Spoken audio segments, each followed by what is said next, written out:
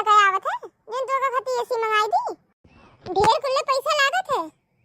घरे है पैसा लाए हो अपने बाप खिया से जन मंगाई दी एसी मंगवाई दे अम्मा। का हुआ? बहनी का फोन आ रहा, कहत रही आवे के। ये इतनी गर्मी में कैसे रही हो? वो बिना एसी के कैसे रही? एसी में रहा थे, ले लियो हमारे पासबुक और जाओ भैया के एसी ले आओ। ठीक बा अम्मा। कहे हो दीदी सही में आओ ठीक है? नहीं, एसी का मजा लियो अब खूब।